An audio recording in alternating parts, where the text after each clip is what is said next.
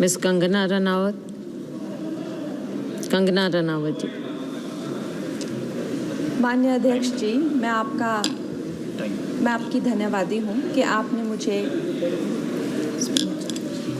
मुझे railways amendment bill 2024 पर अपने विचार रखने का मौका दिया। माननीय रेल मंत्री श्री अश्विनी वैष्णव जी द्वारा प्रस्तावित इस बिल का मैं स्वागत करती हूँ। जैसे कि हमारे प्रधानमंत्री श्री नरेंद्र मोदी जी हमेशा ही कहते हैं कि सरकार का काम होना चाहिए जो लोगों के जीवन में सरलता लाए, चाहे वो लॉज हो, ब्यूरोक्रेसी हो या सरकार के दफ्तर हों, उनके लिए वो एक्सेसिबल होने चाहिए और उनके लिए जो है वो किसी तरह का स्ट्रेस जनरेट ना करें और इजीली अवेलेबल होने चाहिए।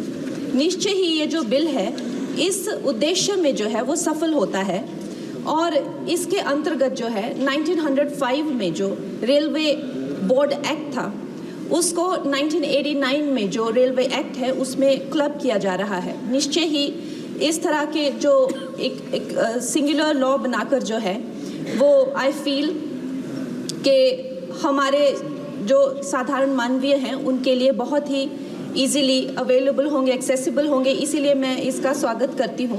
Another very important government body railway board, जिसको डायरेक्टली जो कॉर्पोरेट्स के जो हर्डल्स होते हैं, जिसको हमारे प्रधानमंत्री जी हमेशा कहते हैं कि दफ्तरों के चक्कर लगाने या लोगों को एक डेस्क से दूसरे डेस्क भेजना, आई थिंक इससे भी उनको जो है वो छुटकारा मिलता है। ये डायरेक्टली जो है सेंटर के अंडर जो है रेलवे बोर्ड को लिया जा रहा है, इसका भी मैं पूरा स्वागत करती हूँ। और उसके साथ ही वंदे भारत की जो हमारी जो ट्रेन्स हैं वो हमारे लिए आत्मनिर्भर भारत आधुनिकीकरण का एक बहुत बड़ा, एक प्रभावशाली उदाहरण, एक चिन्ह बनकर आई हैं सामने। और जब 68 वंदे भारत जो है भारत को दी गई थी तो उसमें से एक वंदे भारत हमारे हिमाचल जैसे छोटे से प्रदेश को भी दी गई थी, ऊना शहर में। उसके साथ ही मैं जानती हूँ कि हिमाचल बहुत ही एक दुर्गम क्षेत्र है, मगर जिस तरह से हमारी सरकार भारतीय जनता पार्टी जम्मू कश्मीर हो गया या और पहाड़ी इलाके हो गए, उनमें जो है इतने ज़्यादा रेल प्रोजेक्ट्स जो है वो लॉन्च कर रहे हैं। उसी के साथ भी हमें भी हिमाचल के लिए बहुत ज़्यादा जो है वो सर्वेज हो रहे हैं, रेल का बजट मिला है। शिमला हो गया या धर्मशाला, कांगड़ा और बैजनाथ हो गया, ऐसे ना जाने बहुत सारे जगहों पे, हमीरपुर जैसी जगहों पर जो है बहुत सारे प्रोजेक्ट्स आ रहे हैं। लेकिन मैं माननीय मंत्री जी का ध्यान मैं मंडी क्षेत्र की तरफ लाना चाहूँगी। एक्चुअली मंडी क्षेत्र 60 to 70% ऑफ जो हिमाचल का जियोग्राफिक एरिया है वो मंडी क्षेत्र में ही आता है।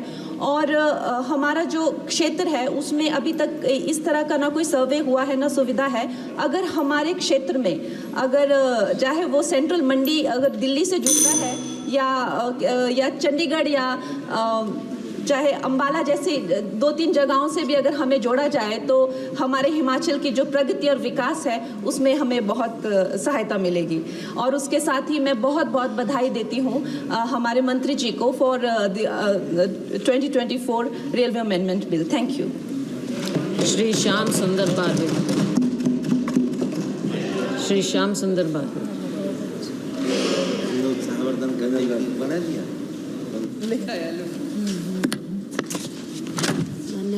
धन्यवाद अध्यक्ष महोदय।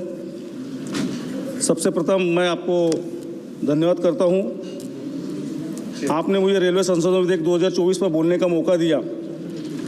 अभी मैं जिस तरीके से